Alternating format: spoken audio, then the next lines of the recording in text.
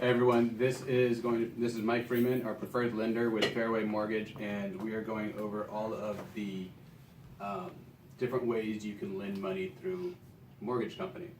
Just a broad overview, and we're also going to go over all of the different programs that Maricopa and the city has to offer for us. All right, go ahead, Carla. Just the Home Plus and the Home in 5. Is it just one is for FHA and one is for conventional? Is that the difference? Correct. So do we all understand the difference between FHA and conventional? Yes. One's government backed.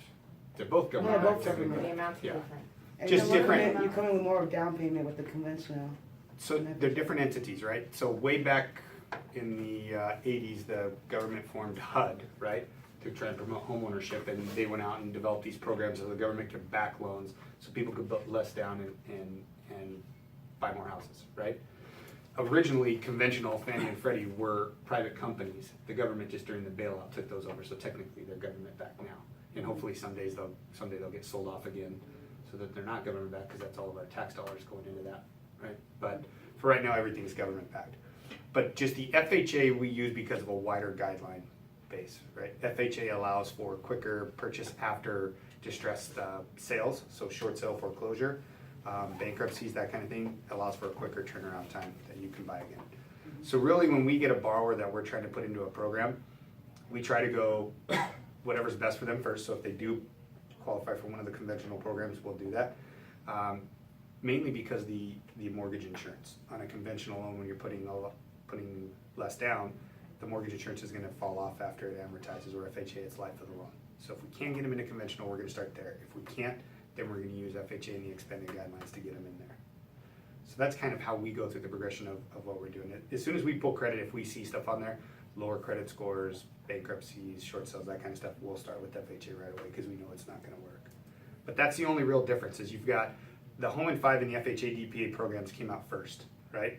And so everybody started flooding into these programs to buy houses. And then the other entity said, well, we better come up with something as well, right? Because we're losing a big piece of the market. So we need to come up with these down payment assistance programs as well. It's all funded by government money. It's all going through a bond program that the government's funding into every county, and then they put it out there, right? So that's your difference in there. So your Home Plus is just your conventional version. You do have differences. If you look here, there's one flyer that I gave you guys that breaks them all down together, like a side-by-side. Your dreams could be granted. You guys see that one? Yes. So this Mike, one- is there still a 3% down conventional There is a program? 3% down conventional program. We don't use that a ton because the mortgage insurance on that is crazy. How's it compared to 3.5% down FHA though? It's double the mortgage insurance almost. Really? Yeah, the MI on that's pretty hefty. Well, part of that's depending on the credit score. If you've got a 740, then the MI is not that bad. But when you get into like the 660 range or 3% down, the MI is going to be pretty hefty. So the only reason we would go with that versus an FHA is loan limit, right? If the houses you're buying is 350, then we're going to have to put you in the 3% conventional because FHA won't work. But look for that one. Look for the one with the side-by-side. What's it called again? Your dreams could be granted. Nope. Right here, this one. Okay. And I was reading that, and it says it doesn't have much difference between the Home Plus and the Home in 5, except for the Credit home. score. Credit score is a little bit 640 and 660. Right. But with the Home Plus, you're able to afford up to 370. Correct. So that's your loan limits.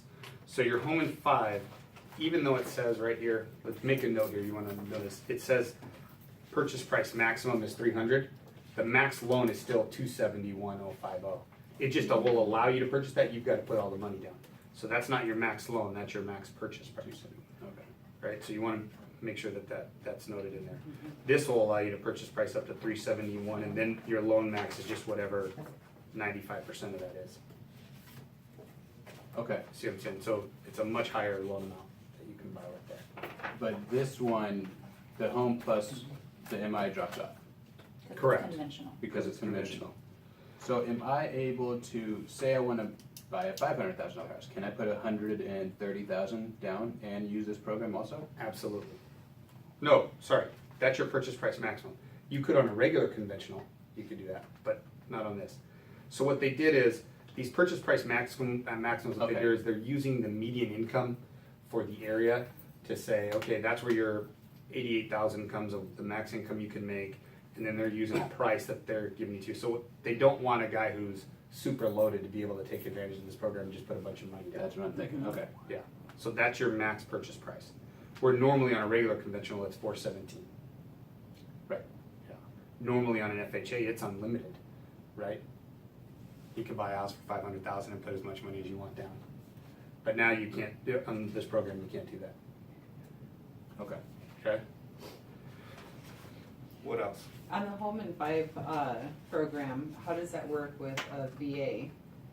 I spoke with someone yesterday, and I was telling him about the Home in 5, and he's like, oh, I'm just gonna use my VA. And I had said, you know, I want you to speak with the lender, but it's my understanding that this is a down payment assistance program. You can still use your VA. You actually get a higher percentage using your VA, because I think that it said Right. 4.5. So what we use that for in a VA situation is for closing costs.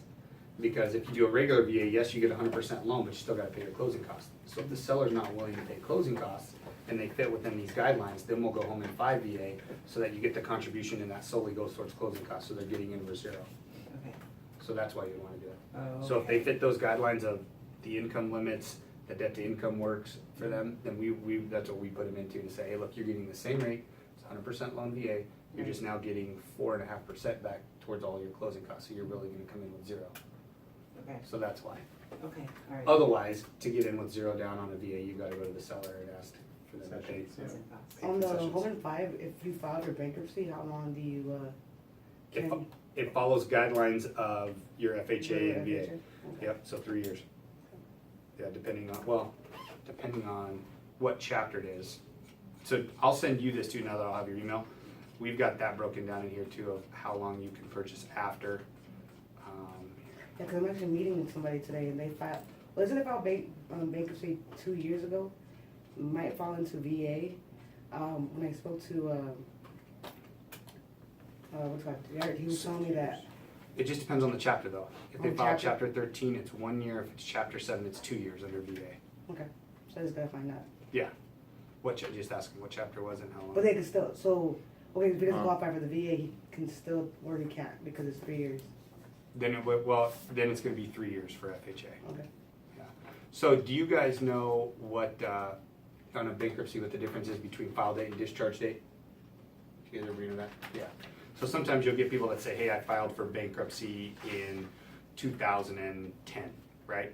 Well, we don't go by the date they filed, it's when they're discharged, Yeah. right? So we have to pull credit and see that everything was taken care of and when it was discharged. So if you're a vet and you file Chapter 7 bankruptcy, you can buy a house with this program 2 years after. That's Mhm. unbelievable. 2 years or a year? 2 years, Well, it so depends seven. on the chapter. Chapter Chapter 7 13 is is 1. 2 years. That's still, either way, 2 years is, Yeah. Yeah. that's amazing. Yeah, and FHA will let you go 2 years too, as long as there was no property included in there. Oh, okay. Right. But that, yeah, you see it right there, so that's the one there. But that's what these programs, one thing we do know too, if you're talking to someone and you say, hey, the income limit is 88,000 for the home in 5, right? And they go, well, I make less than that, but me and my husband combined, that's fine, we don't take the other spouse's income, they just, if they don't have to go on the loan to qualify, then we can just do it by themselves. Okay, that's good to know. But- And we quit claim them after it closes. Correct. But they have to qualify on their own, right? With all of the debts. Which usually a lot of time when they're married, their debts are the same. So it's net or gross? Gross. Gross, always. Gross income. We always go by gross. Okay. That's a valid point, that is all their debts are gonna be tied to each other. So if the wife makes 88,000 and it's good, Yeah, she won't use the husband's income, but she is gonna use the husband's debts. you have to. Yeah, so we're a community property state. So on all your FHA and VA loans, we have to take into account the spouse's debts. But wouldn't it still make sense to go home plus over home in 5 90% of the time? There's a 20 score credit score difference, but it's pretty easy to bring that up because it's still in the 600s, right? Yeah. And everything else is the same except the MI drops off, the purchase price is a lot higher, and your family members are able to afford more, or they can bring in more income. If they qualify, we always start there. It's just a lot of times you'll get a lot of the other factors in there with short sales, bankruptcies, missed payments within the last year, stuff like Okay. that. That forces us to go into, but we're always gonna start there. If they can go conventional first, we start there. Okay. It- Okay, so basically anybody that's buying a house, conventional or FHA, less than this amount, then they should be using one of these programs. Correct. Cool. It's free money, right? So take it while it lasts. We can always, there is a premium placed on the interest rates for these products, right? There's no such thing as a free lunch. The banks are raising the interest rates on them, and that's where they're pulling some of the money out of the back end. So we're dealing with a lot of them saying, hey, take the free money, and a year down the road, if rates start, rates are the same or at better, we'll refi you into the regular program. But for now, you can't not take the free money. And are these programs used at big banks anywhere? Or just you guys, or is it everywhere? No, it's everywhere. It's everywhere. Everywhere. And are you guys gonna compete But- on rates, or are they all the exact same? Those rates are the same. They're all, So- if you go to ehousingplus.com, which is a website they have for the thing. So whenever somebody calls and says, hey, what's the rate? Because these can change daily with the market. We go here and we go, okay, here's our IDA, this is your home in 5. You click on that, it'll tell you, okay, where's my rates? You click on rates and there's the posted rates. So Okay. it's set by the county and the bank that's issuing it. ehousingplus.com. ehousingplus.com, How long do you need to hold these loans before you refinance? 6 months. Now that's with any loan, right? That's with any loan, yeah, Yeah. It's the same. Any loan. Usually, when we refi somebody, there always has to be a net tangible benefit, right? We don't just refi just to refi. So it's gonna be tough within 6 months to refinance because there's closing costs involved with it to make it make sense. You usually are looking for some sort of a program change that benefits them or a drop in interest rate that lowers the payment enough to do it. So we just start, as soon as it's eligible, we start tracking it to see what we can do, Makes sense. right? Now, how do any of these programs work? I spoke with someone last week, 2 sisters who, the one sister has a good income but bad credit, and the other sister has no income and good credit, and they want to buy a home together. How does something like that work? Worst case scenario. So we take the lower credit of the 2 borrowers Okay, you have to use. They So, signed the lease. sorry? I talked to him yesterday. Oh. so really the person with the good credit and the no income, we wouldn't even need them on the loan because they don't provide income for qualifying and their credit score doesn't matter because the lower score is what we take. So literally the lower scored sister, the one with the income, is the only one that would be considered. Yeah, I mean, we could put them both on if they wanted to, it just doesn't benefit them without having, Right. You guys don't average, do you, credit scores? No, you take the middle of Averaging. the lowest middle score of the 2 borrowers. Yeah, Okay. I'd love to average though. Mhm. Between the 2 of them, that would be nice. But no, it's the lower of the 2. It's always based off a worst case scenario. Okay. Did we look at our credit to see if there were opportunities to raise it, or was there some bad stuff on there? I just had my first conversation with them, and she was short with me, but they re-signed their lease for 1 more year. Okay.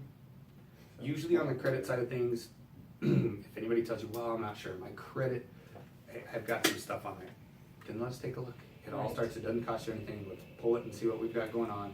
Yeah. Let's put you on a plan and see what we can do there. Because usually we can pull, if someone's serious about their credit, has a little bit of money to throw at some stuff, when they're in the low 6s, you can pull 20, 30 points pretty easily.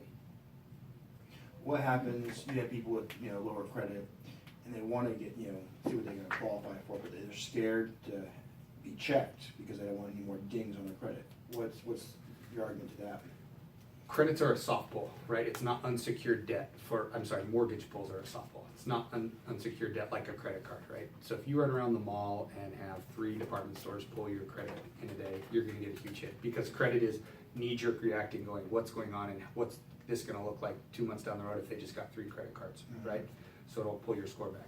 When you get your score pulled for insurance, house, cars, that kind of thing, yes, it counts as an inquiry now if you add those up. So if you went and got pulled for a credit card, a car, and a house all on the same day, that's gonna affect your score. Having one mortgage inquiry is not going to affect your score. Okay. And then when you get somebody who say they tell you, yeah, but I already got my credit pulled by Chase for a mortgage, and you're telling them, hey, you have 60 days to get it pulled by as many as you want without any more mortgage inquiries affecting your score. Oh, it's as many as you want? I thought you could, No. up to It's 6 60, right? lenders. 60 days? It's 60 days, Wow. but there's no cap on the amount of people that you can have pulled. Cool. They want to promote shopping, Yeah. right? They want you to go out and tech. And that's any mortgage lender, including like a HELOC? If for some No. reason you want to do that? No, if they're pulling it for, if you go have someone pulling it for a HELOC, that's going to be different because that's a line of credit. Yeah. But it all starts with, so what's the downside of that, right? So you're just gonna let your credit sit there and not know what to do because you're worried about it. Right, yeah, that's the argument, but I just wanted to say. Well, we hear it all the time. We hear it all the time.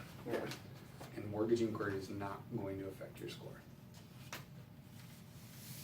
Like if you've had, now we'll see, when we pull their score, it'll tell us if inquiries are affecting their score because they've had it pulled by, sometimes you get people who are panicking online to try and roll balances together between different credit cards and they've applied for 5 or 6 different in the last month.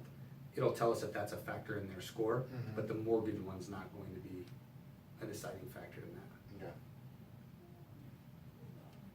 Yeah. Right? Homeownership's a good thing. Usually that strengthens your credit profile because now you got something to lose. Now, how do these programs differ when it comes to buying a home versus a condo? Anything? Any difference? They all follow the agency guideline that's backing them. So it's going to be, if it's FHA, it's going to follow the FHA guidelines for condos. If it's conventional, the same. So they do have. But again, on the condo part, there is no such thing as a non-warrantable condo as of a couple weeks ago, right? For a primary residence. For Now, primary that's for residence. conventional, not for FHA. FHA still has to have an approved condo through FHA. You guys all know how to check that? All you do is Google FHA condo list, the HUD link pulls up, you go to your county, you can search by zip code and look at all the different condo complexes, you can search by complex name, it'll show you all the ones within your range and you'll see. This doesn't seem very accurate though. It's not. It's, It's I learned outdated. it's what we go by. I mean, if it says approved or unapproved, that's what we go by, is that list. Remember in conversations with Jonathan that it wasn't today, but I'll trust your word. Yeah, if it says on there that it's not Well, approved, it's some not of them approved. have like old dates, like when it was first, I can't remember how Well, it in was exactly, but some of 2011, them. they squashed everyone. I think there's so many of the properties on it that says their permit or whatever their authorization was pulled in 2011. And Jonathan said in 2011 they made a big decision and they pretty much wiped the slate clean and started over almost. Yeah, I mean, complexes can go through the process again, it's just It's a rigorous. ton of work, Yeah. yeah, for them to do. And you could always double check it, go to the history of the complex, who closed in last year, and see if anybody financed through with FHA. And then call that agent to make sure that they actually did it. Because some of them, they actually did conventional instead of FHA, they just took it on there. Change it. If they qualify, they're okay with a higher MI at 3% down. Right. Doesn't matter. They can go conventional on the condo, Right. even though it's 70% investor owned. Right. Are there any regulations like that for townhomes, or are those pretty? Now, do what, for townhomes? No. No. Now, that's not the only factor in the warrantability, right? It's just the occupancy won't stop it. We still have to look at, are there any litigation against that? Are Right. there any, you know what I mean? It still has to HOA. pass all the other stuff. Just the warrantability can't be denied simply because of occupancy now, if it's a primary. It still has to pass the test for everything else. The one thing that seems to be tripping up a lot of condos loans right now is HOA reserves. So there's a certain amount of requirement that they have to keep in reserve. I think it's, I wanna say 15%. And there seem to be a lot of them hovering around that like 9 and 10% range. So we can do those case by case on an exception basis. I think, did we do one for Martha? I think there was one that we did that on, that we just have to go through and look, part of that's gonna be based on the borrower. So if your borrower's pretty sketch on the line, that's gonna be a tough exception to get. So real life example is we had a listing on 92nd Street right here in Allison over here. We had a hard time selling it because it was non-warrantable. I mean, seriously, so we finally got a cash offer. We closed it last week, but we would have closed it It's good 4 months timing. ago. It's good timing. Yeah, so it's not. But I mean, no one in there could get a loan. And that was the only factor? That was the only factor because when they converted from condos, from apartments to condos, 2 investors in there bought up like 90% of it, and they've only sold off like another 30%. So So they own like But that's different, so that wouldn't have been eligible for financing then, Because more than one investor owns over 10% of the complex. so that's still a factor. That's still a factor, so Okay. it still has to pass all those other tests. So if one entity owns more than 10% of the project, that makes it non-mortgable. It's only the occupancy percentage of 51%.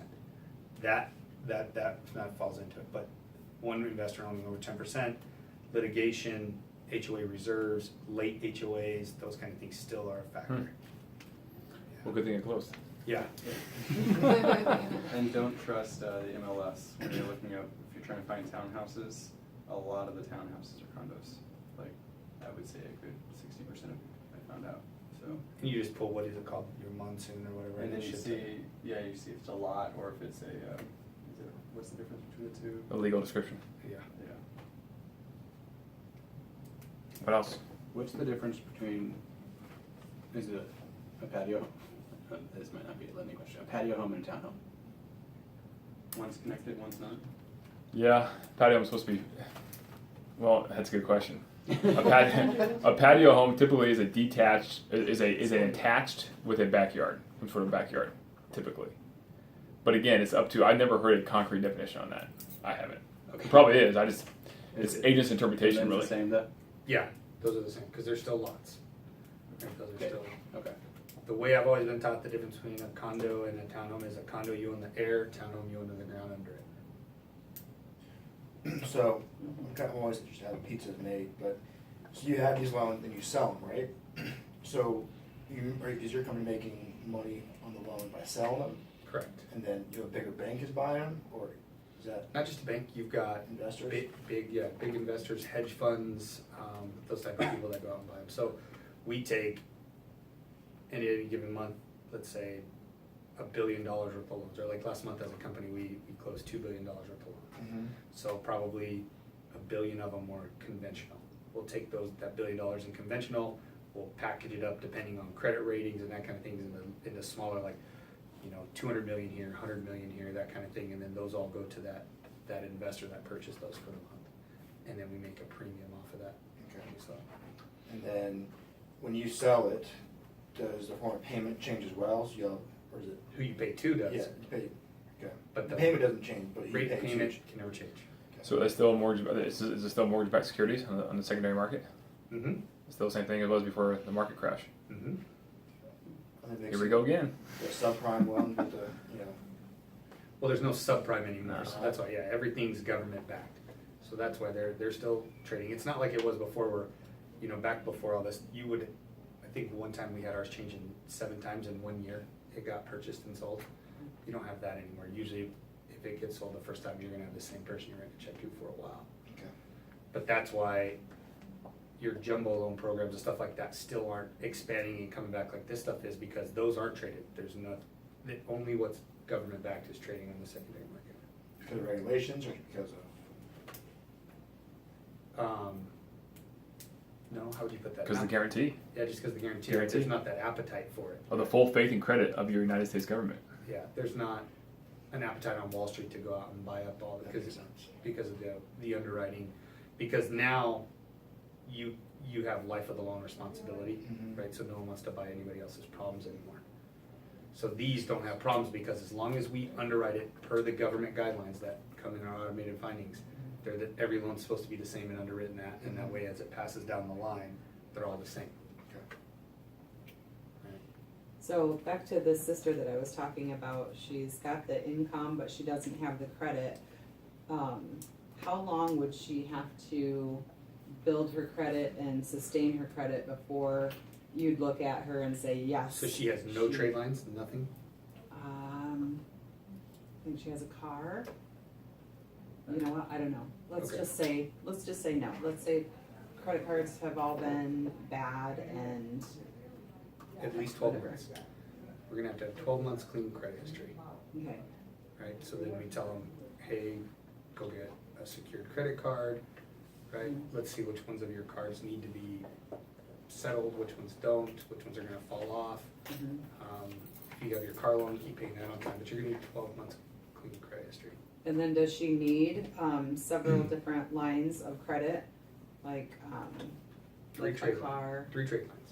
But we can use, as long as we have one, when we look at the trade lines, if they have one that they've had over 24 months, then we can start to use alternative trade lines. Alternative trade lines are your insurance, your cell phone bill, those types of things, where we can add those to the credit report. If we can show we'll use your, if you're going through a property management company, we'll have them provide a VOE that will then add to, or not VOE, VOR, that will add to the credit report to show that they've been paying this. So we can use. Retrograde? Yeah, Retro? we'll say, tell us for the last 12 months Okay. how they've been doing, and we'll add that to the credit report to add an alternative trade line. But they have to have one trade line on there that's been there for at least 24 months before we can start adding those things in. Okay, So that's good to when know. you put people in credit rehab in general, you're saying they need pretty much 12 months of clean history. Once they do get it there, they have to keep it there for 12 months before they can. Yeah, So no then- lates, right? A lot of times when they come to us, they haven't had a late payment forever, they just haven't done anything in the last 5 years because all their credit was bad. Mm-hmm. So there's no lates within the last 12 months, there's just bad credit score So you because just of have what to they raise the did. score. Yeah. So then all we have to do is raise the score because there's Got no lates. Okay. But if they have absolutely nothing, we have to have 12 months clean credit history. Got it. So now if they come to us, because we have people we pull credit for, and we go, they're like, hey, I want to buy a house, can you pull my credit? We pull it and we go, you just missed your last 2 car payments and last 2 credit card payments last month, bro. You're not buying a house for 12 months. Right? You can't have any late payments in the last 12 months. Sometimes you can have 1 30-day late if we can explain what it was and we've got a good story, that kind of thing, and you've got 2 years prior to where you didn't have any lates, that kind of thing. Right. It's all subjective. Mhm. But if in the last 6 months you've got a bunch of late payments, it's gonna be a year before you can Okay. buy again. Now, I know this doesn't, I mean, it's not 100% correct, but these new, Discover and Wells Fargo are doing the FICO score now on, your app. How close is that to, what you're seeing when you're pulling the actual credit? It's like Zillow. It's exactly like Zillow. It's hit and miss, right? There's times when we get it where it's not far off, and then there's times when we get it where it's way over or way under. There's no rhyme or reason. We pull a FICO 2 model, right? So the model that we pull is geared towards your housing history, things like that. Just like when you can have us pull your credit score and we'll tell you it's a 740, and then you go to a car dealership and go, what the heck, they pulled in, it was a 660. Well, did you have a car payment late in the last 3 years? Yeah, I did. Well, they're using a model that weights it towards that. So they're pulling the most basic model there is for those free, and they're usually using one bureau, right? It's usually, I think, Experian that most of them use that they pull it from. So it's never gonna be accurate because it's only one bureau for one. So if you've never bought a house, but you have great credit, is that gonna affect your credit and you're pulling for the, Yeah, because you have no housing history. Where your credit could be higher if you'd had a house before. So you just have to pull it. It's like Zillow. You never know. So then how does that compare then to like Credit Karma, Credit Sesame, those type of things? All the same thing. All the same thing? It's Yeah. like- Yep, they're Okay. just pulling a really basic model to see what you've got. Those things are good because they allow people to see what they have outstanding, right? Mhm. They can see how many trade lines they have, total balance it's worth. Just the score is, you just never know. It's not far off. I mean, we'll get some that are, 10 to 15 points off. But every once in a while, we'll get one where they'll go, hey, my credit's a 780. And they'll show us that, and then we'll look and we'll go, yeah, because Experian, do you guys know what disputes are? Yeah, disputes completely skew your score, right? So I'll get people that go, hey, I've been working with a credit restoration company for the last year to get my credit up. And they go, I've got a 680 score. And we pull their credit report, and they do have a 680 score. And we go, yeah, you're at 680. And then we look, and they've got 5 disputes because they went into it with this guy at a 580. And the guy said, we're gonna dispute these 5 trade lines. What he doesn't tell them is, yeah, once we dispute it, they have to take it out of your score until it's resolved. So your score immediately jumps up, but you can't go out and buy anything until those disputes are solved. Right. So we have to take all those off, and then your score goes straight back down. So that's kind of a, How long do disputes usually take? depends on you. I mean, Yeah, it depends. Yeah. I had a dispute where my mom bought a house, so it was under my credit. That one was quick, but then there's other ones that I still gotta prove I'm not her. yeah, so you So have it to just go and depends, argue it out. just depends, yeah. Right, so they'll send you documentation, like you have to prove that it's not you, whatever it is you're disputing. But even if it is you, like it's you, right, but you want your score to go up, you can go dispute it today and it'll take 90 days then it'll sit there and you have to dispute it. Isn't it by law, like if they don't respond to you by a certain time, they have to automatically dispute it? Yeah, but they usually do. They usually go through Yeah, and say they based usually, on they usually. paperwork go or through it. something. But it's just a false reading, right? We have to tell people all the time, sorry, you have to remove these disputes and we have to re-poll to see what it does, and always the score dives when we do.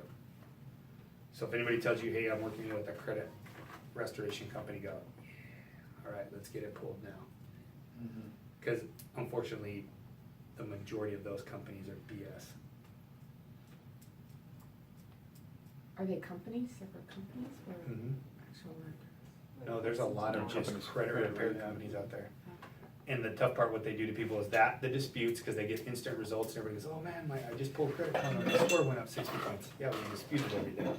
It's not a real score. Or they start doing debt settlement, and debt settlement, it takes forever before it actually positively impacts your score, right? Because it's looking, so then we'll pull a credit report and it'll be all short pays, settle for less than amount of, settle for less than amount of. And as soon as we run that through DU, it's gonna kick it out. So if someone comes to you with credit problems, you go to my lender and use his credit repair company. Right. Right, It's it's free. free. It's free too, on top of it. And we're doing it all based on how you actually get approved for a loan, not on your score, right? They're trying to give you instant results for your score, so you're happy, whether or not you can go out and use it. So you have a program, and how long is that one? Usually? Just Depends on what's going on and, you know, what they're doing. Like 6 months to a year? Depends, I mean, it could be really bad and it could take 2 years. Could be quick too, right? Yeah, yeah, sometimes we just look and go, Quick. hey, the only reason your score's low is because you've got a $3,000 credit card that you owe $5,000 on, what the heck's going on, right? And then you go pay half Have you that been there down. before, Hannah? What? You been there before? No, I actually am not. I just, that's so funny. Oh, it happens all the time, Americans, man. That's the American way. and it kills your score when that happens. Because what'll happen is if you, say you authorized, right, like you went to Vegas, and you got your hotel room, and they pre-authorized your room, and then you went out and spent a whole bunch of money, right, up to your limit to where your card stopped working, but then you check out, the hotel already pre-authorized, so they get to put that on there. So now all of a sudden, your $5,000 credit card's got $6,000 on it. And then you start making minimum payments, which we all know doesn't change the balance.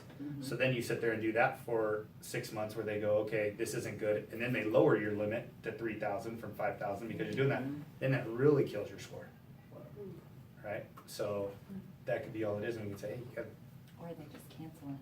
We used to do that all the time. really? Just cancel a card and they have $5,000 outstanding balance. So the limit is 0, the balance is 5,000. That really hurts. That really hurts. So that a lot of times that'll be all it is, and we go, hey, we just gotta whack this away. Let's get this, whatever you thought you were going towards a down payment, doesn't do you any good if you can't buy it. Pay this off, and then let's start working on a DPA program. Okay, one question about the Home Plus. If I wanted to get something for $350, I have say I have $20,000. I can put down to a down